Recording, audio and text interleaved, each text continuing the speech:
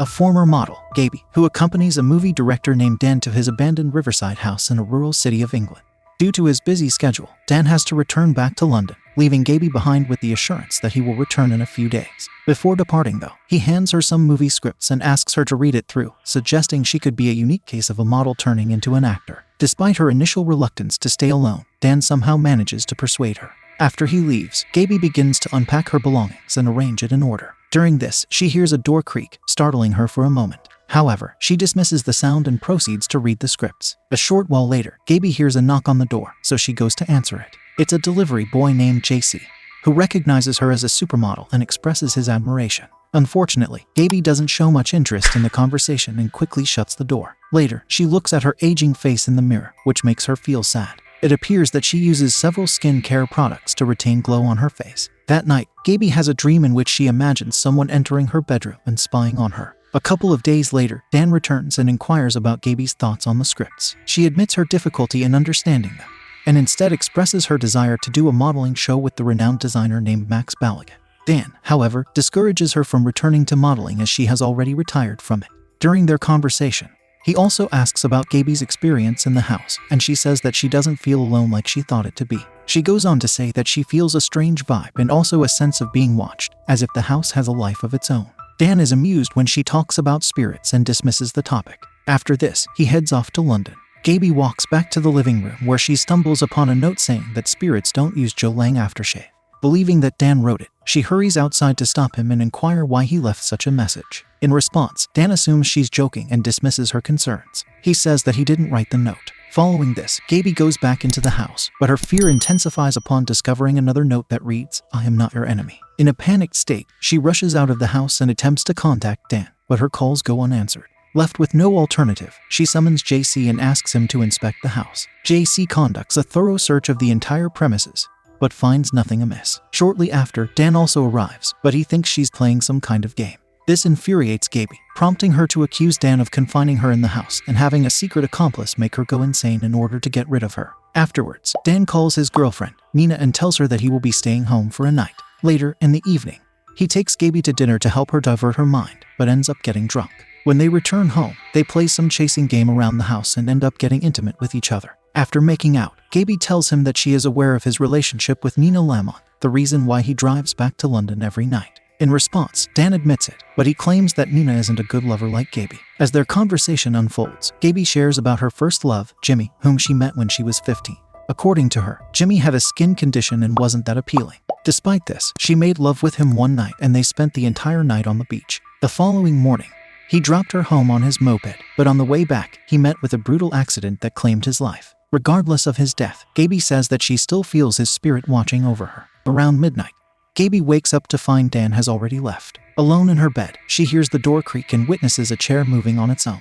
Moments later, a man with a female wig and painted nails suddenly appears in front of her, causing her to scream in terror. In the morning, Gaby awakens to find Dan putting on his clothes. This leaves her to wonder whether the vision she experienced earlier was a dream. Dan asks her to get ready if she wants to return back to London, but Gaby decides to stay. After he leaves, Gaby makes her way down to the basement where she discovers an ancient typewriter and a wardrobe. Sensing a presence of someone in the house, she attempts to communicate with it using handwritten notes, posing questions like, "Can you see me? Are you dead? And do I know you?" In the next scene, we see Gaby putting on her makeup and wearing a beautiful dress. While looking at herself in the mirror, she also talks to an unseen individual, addressing it as Jimmy and speaking without fear. In the midst of the chit-chat, Gaby expresses that she has fulfilled her aspirations since Jimmy's passing. Now that her glory days have passed and none of the scripts seem suitable, she believes it's time to explore something new. Later that night, Gaby watches an interview with Max Balagan on TV and learns about his upcoming private event where he plans to select a few lucky people for his show. Excited, she shares this news with the invisible presence of Jimmy, expressing her intention to attend the event.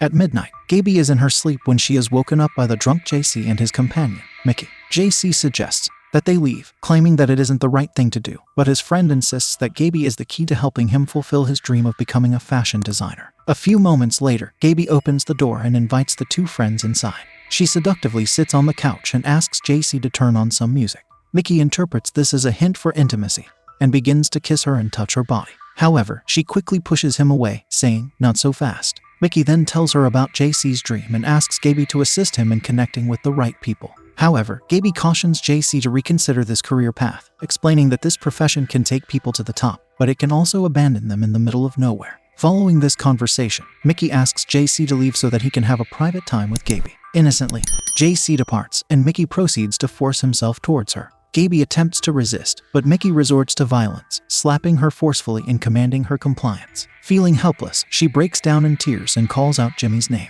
As soon as she says so, an invisible entity intervenes, pulling Mickey away from Gaby and throwing him to the floor. Confused, Mickey throws some random punches in the air, but the invisible force subdues him and pins him to a table as a form of retribution.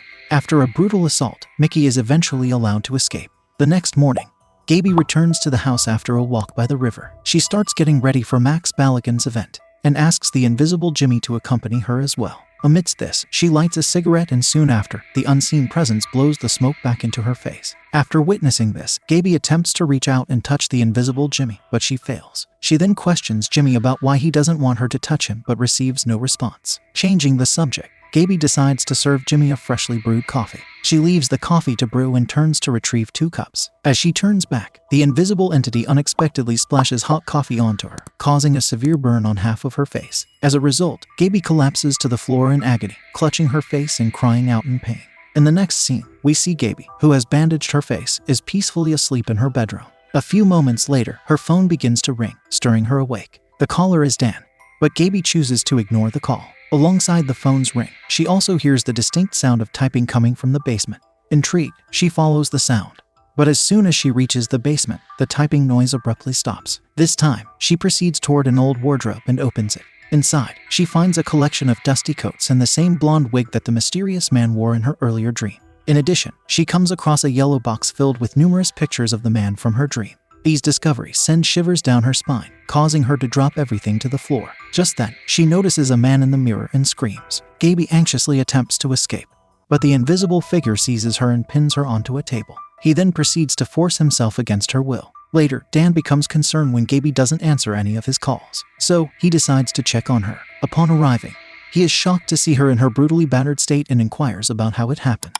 Gaby, in a crying voice, points towards the pictures and informs him that the man had been in the house the entire time. Dan heads to the basement to investigate but finds no trace of the man. Returning to Gaby, he reveals that the man in the pictures is Michael Giges, a once famous actor from 15 years ago who often portrayed feminine roles. Dan explains that Michael's career took a nosedive at one point, which forced him to sell all of his properties in order to settle his debts. Since then, the man disappeared without a trace. After a brief conversation, Dan checks on Gaby's burned face and urges her to seek medical attention. At that very moment, the invisible Michael unexpectedly strikes Dan on the head from behind, knocking him out. Michael then covers Gaby's face with his hand, rendering her unconscious. After some time, Gaby gradually regains consciousness and sees Michael visibly seated on a chair nearby. He firstly apologizes to her for breaking her trust by impersonating Jimmy. He then explains that he has been invisible for so many years that he's now uncertain whether he's truly alive or merely an abstract concept. He goes on to share that his life story resembles that of Gaby's because he was also once a famous figure like her but experienced a turning point from where he faded into obscurity. Furthermore, he reveals a golden ring on his finger, which possesses the power to render anyone invisible. He admits to having misused this ring for evil purposes, causing harm and chaos in people's lives. However, he eventually felt guilty for his deeds and sought refuge in this house, where he began writing scripts as a means to overcome his guilt. Nevertheless, his evil tendencies resurfaced when he saw Gaby. Now, Michael believes he can attain true peace only by relinquishing his power. As a result, he offers the ring to Gaby, urging her to use it as a blessing, unlike what he did.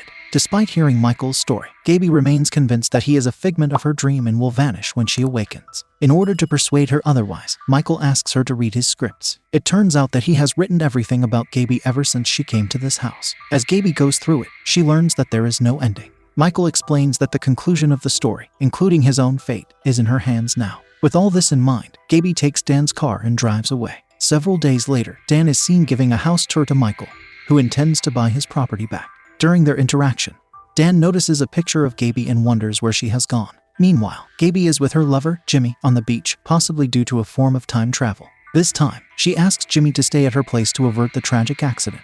The movie ends as the couple rides away, with Gaby wearing the super powerful golden ring.